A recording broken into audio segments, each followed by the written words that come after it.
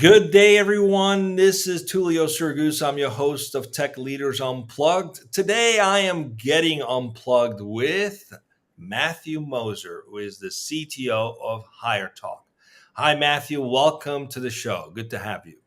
Thanks for having me.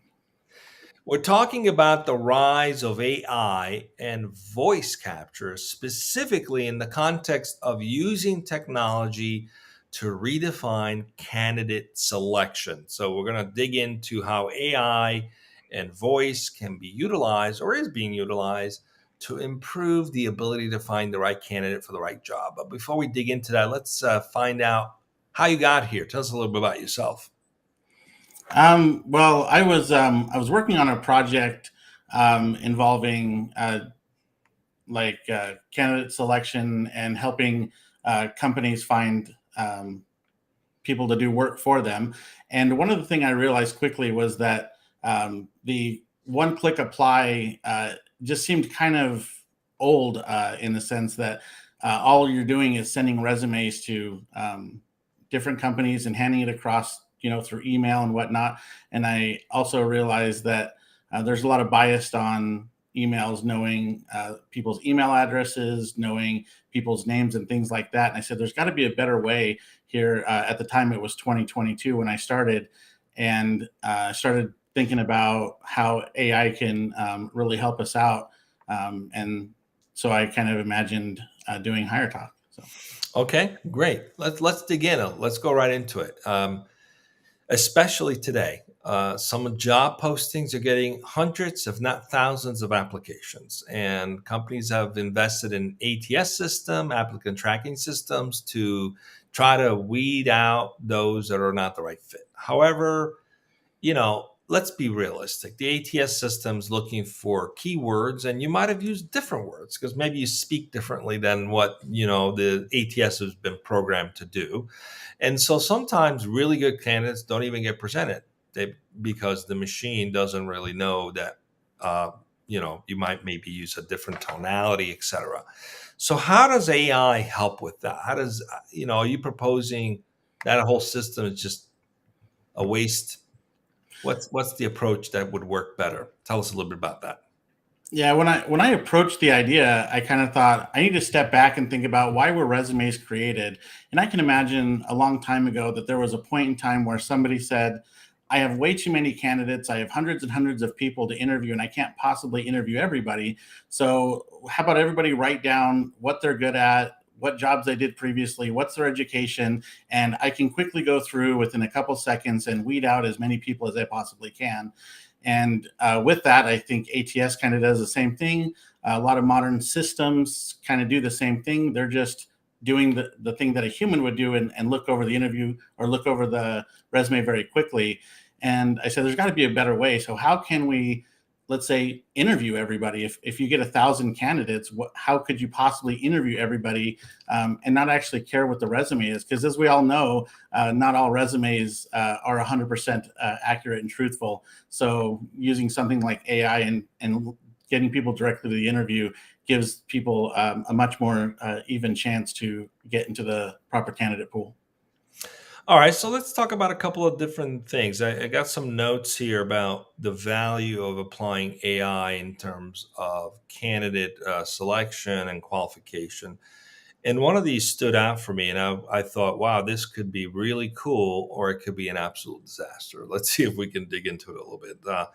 Like an AI-powered voice analysis could help identify and assess a candidate. And it says here, the voice characteristics such as tone, pitch, and speaking patterns could tell something about the person's ability to have confidence, their communication skills, even their emotional intelligence, and provide insights about the suitability of the role. Now, when I look at this on paper, it looks great.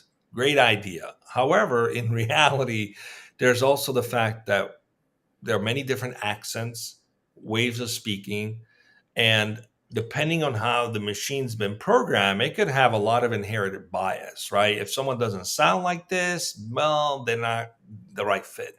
So what are your thoughts there? I mean, there's some ethical risks with that too, aren't they?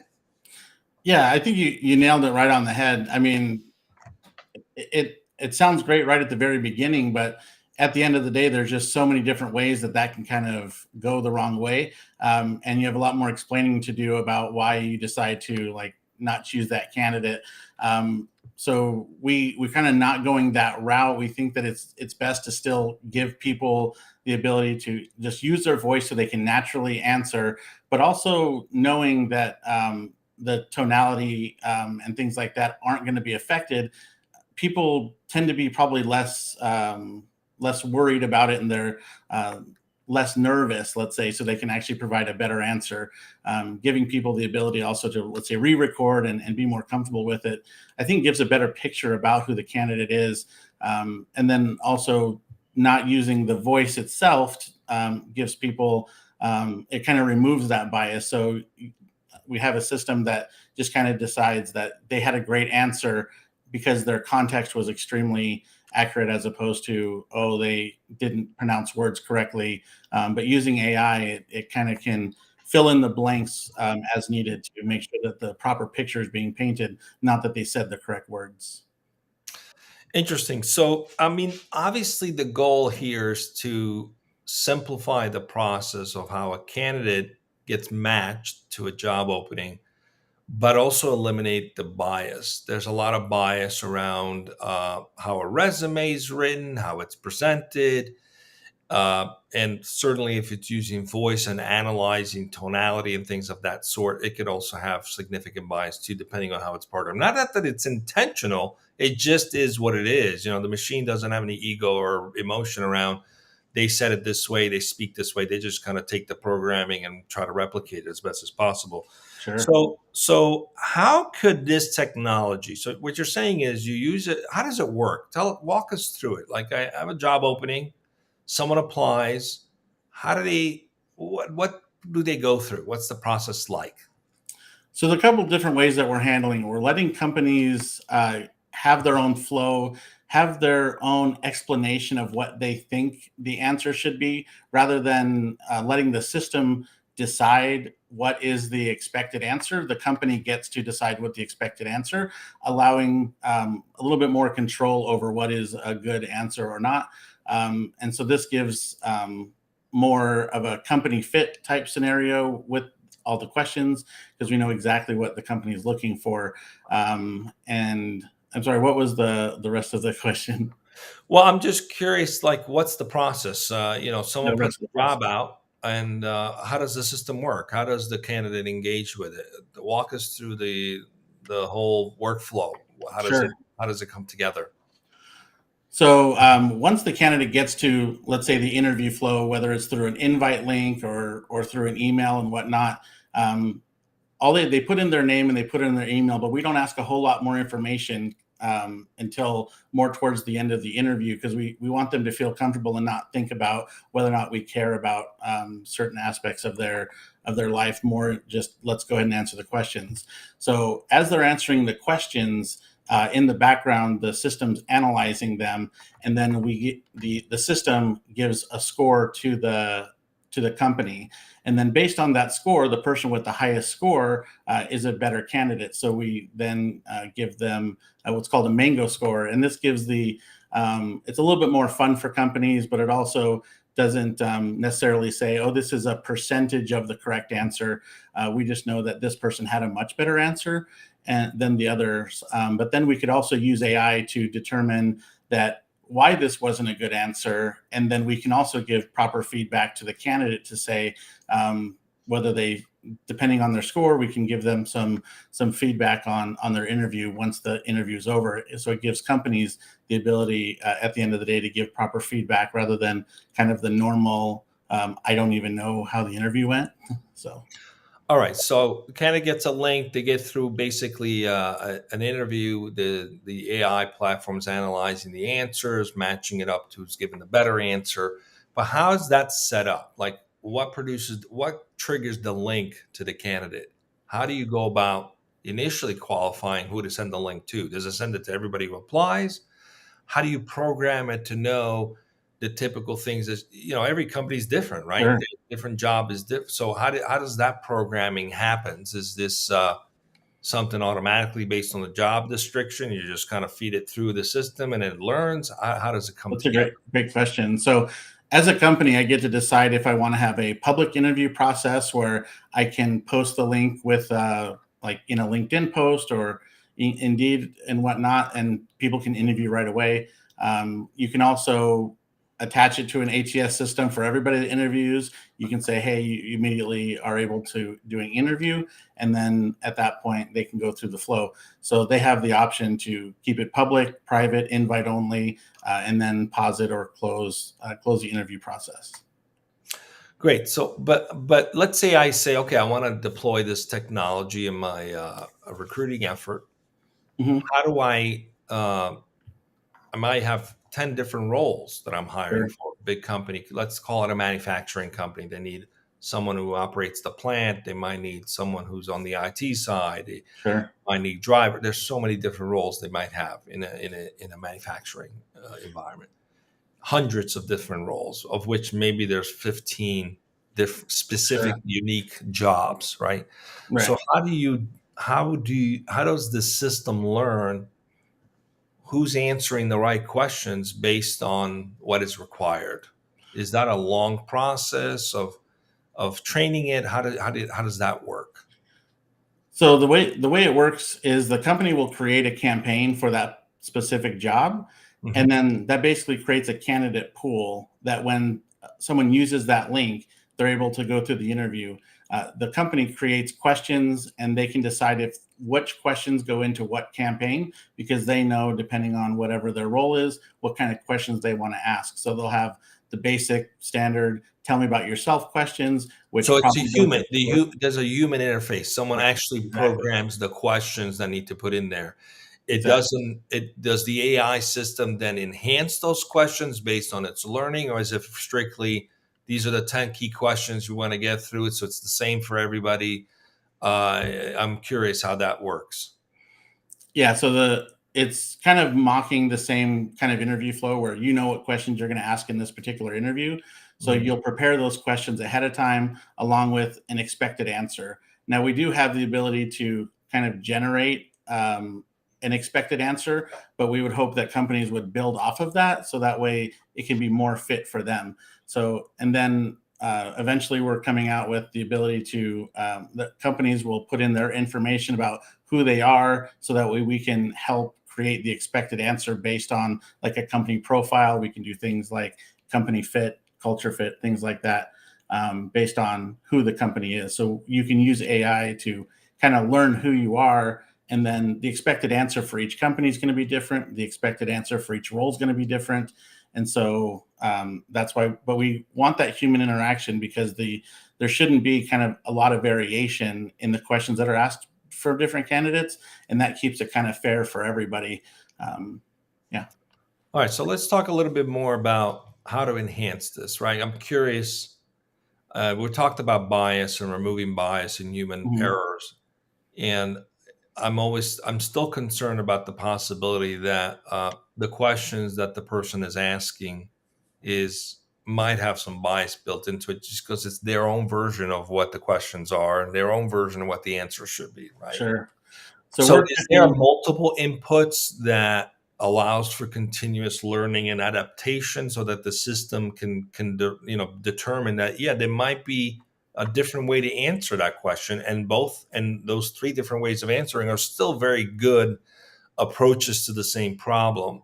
I'm just curious how you get that continuous learning and improvement in place so that it really creates an environment where it helps even the interviewers level up the quality of the questions that they're asking. Or is that a future state initiative on your end? Yeah, so currently we don't have our own model that we're using. So when we're doing a semantic analysis to compare the expected answer and the spoken answer from the candidate, it's just basically based on context. And so when you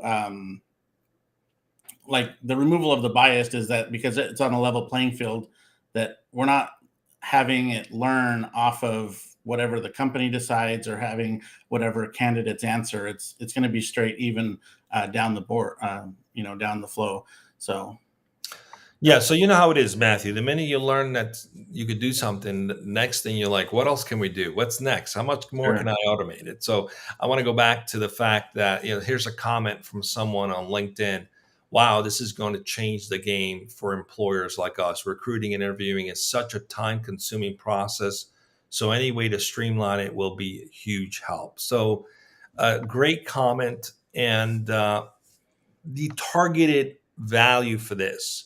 Is it to enhance the candidate experience, or is it really to just help get through hundreds of applications in a very streamlined way, but also making sure you're not losing out on the top quality candidates because maybe an ATS system is not smart enough to figure out that they use different words and don't match up to your keywords? Where are you guys focused on right now? What's the main problem you're solving? Is it the the comment related, or is it the employee experience, or is it both? So initially, like our current MVP is we want companies to be able to use this to bring in more candidates to give a more fair chance to candidates. But we realize that can be a thing that candidates aren't really a fan of, and we know that we just have to go through sometimes the motions as candidates to like get through the interview process. But we actually have in our works that we realize if a candidate has already answered this question in a certain way, and we're already keeping track of that, and we're already keeping track of the candidate, we're going to build a candidate portal that's going to allow them to go back and kind of review their answers and adjust them, but not for the interviews they've already done, but for future interviews. And then based on AI, using AI, we can use all of their answers they've already done. Plus, eventually, we're going to be able to link them to companies that don't even know this candidate exists, and vice versa. So by knowing everything we know about the company and everything we know about the candidate, we're able to kind of match them without them even knowing, giving them a much broader candidate pool, and then telling them, hey, here's Joe. He already is a great candidate for you because he's already done really well in your campaign. The other thing that does for candidates is sometimes you might really like that you're a software engineer, but based on your answers, you've kind of answered in more of a software, like a manager or a leader, but you're not applying for those roles. So we can actually take the role out of it, use your answers and use it as kind of a skill assessment, and kind of place them with companies and positions that they didn't even know that they would be good at or they would like. I love that. Okay, so this is what I've learned so far. Let's see if I can recap it right. Mhm. And again, I'm thinking about it the way it's done today, right? You got to put a job out, and then someone applies, and then there's a link that's triggered based on the person qualifying because some ATS system decided that you qualify. What I'm hearing is everyone can get a link. You don't have to limit who gets a link. If 400 people apply, 400 people can do an interview because it's not being done manually by the individual. It's being done Sure. by the AI system. Right. Now, some people get through it. So there's an ATS built into the system that basically puts someone through an interview. And then two things happen. They either qualify or they don't, right? And then there's a stacking that determines who's better qualified than others.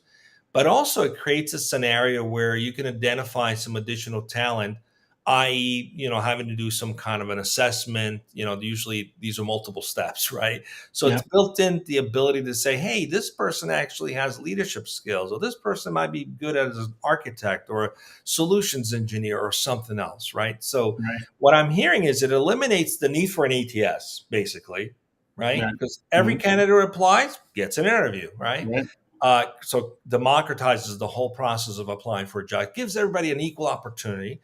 It eliminates the need to do a follow-up assessment, whether it's Myers-Briggs, this, whatever people use, right? Which Yeah. a lot of people don't like doing anyway, Sure. because it gives you the ability to identify some ancillary skills or qualities that the individual has. And so, in essence, by the time the recruiting team or the hiring team sees the results, they're going to see the best ranked individuals, and they're going to see some insights and intelligence about who they are potentially for other roles in the organization that may not have even been publicized. Am I Right. on the right track here? What have I missed anything? Yeah, and that's really great for the company also, but for the candidate, it also gives them a little bit more insight too. about what roles they could be looking for. Maybe you didn't realize that you would be much better as a some sort of architect or whatnot. So being able to kind of be assessed by the system to give them a little bit more like broad range scope of applications to apply for, jobs to apply for, and different roles where some people get really in their silo of I'm a software engineer or I'm a project manager without realizing that they would be probably really good for other roles. It sounds to me, Matthew, that this could also be used for your existing team to do some kind of what do you want to do next, or what's the better role for you kind of assessment. Is that fair to make that assumption that this could also be used for internal Sure. promotion purposes or internal realignment purposes, especially organizations that are doing changes or reorganizations? This also removes the bias, right? Yeah. In going through that.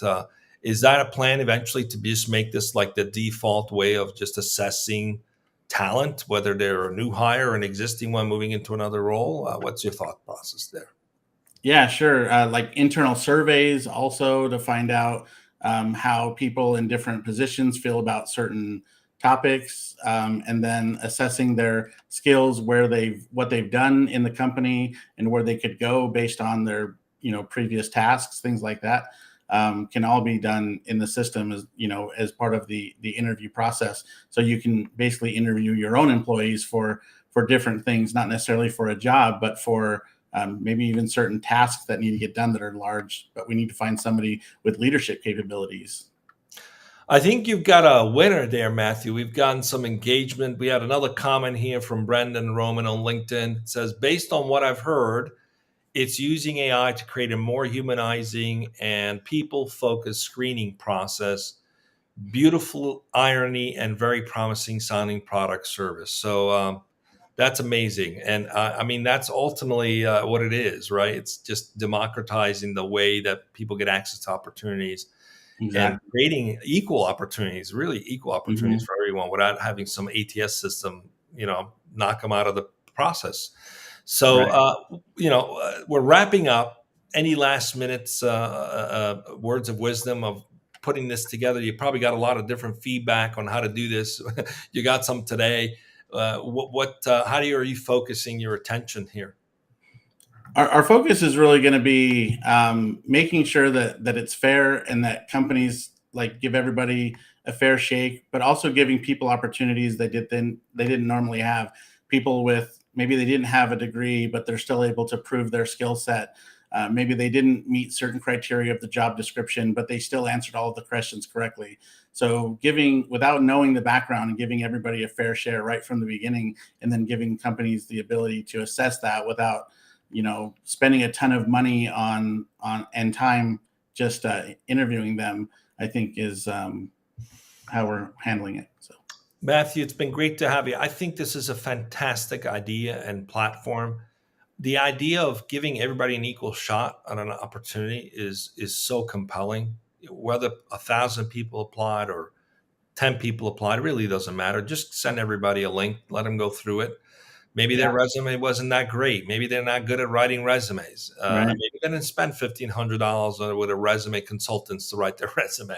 Whatever right, the reason might be, there's some great talent out there that gets overlooked just because they don't have the right piece of paper presenting them. Especially for folks who are not in a marketing role, right? They may not know how to market themselves. I love the idea that everyone can get a link, they can get interviewed, they have a fair shot, and then the system stacks them based on actual input, not some piece of paper that may not have been written perfectly or not. So yeah. great to have you with us. Stay with me as we go off there in just a second. Sure. Thank you so Got much. another Great, thank you. We got another guest coming tomorrow. Patrick Carson, who's the CTO of Raise Financial. Thursday, we're going to have Charu Goel, who's the senior technology leader at the Bank of America. So, looking forward to speaking with them. Keep your eyes open for what the topic is. They'll be posted on wherever you're following us on social media. You can also check out techleadersunplugged.com. There, you will find all of our upcoming guests, all of our previous interviews, as well as blogs around every interview that we do with some additional insights and thoughts. Thanks for being with me, and we'll see you again tomorrow at 9:30 a.m. Pacific.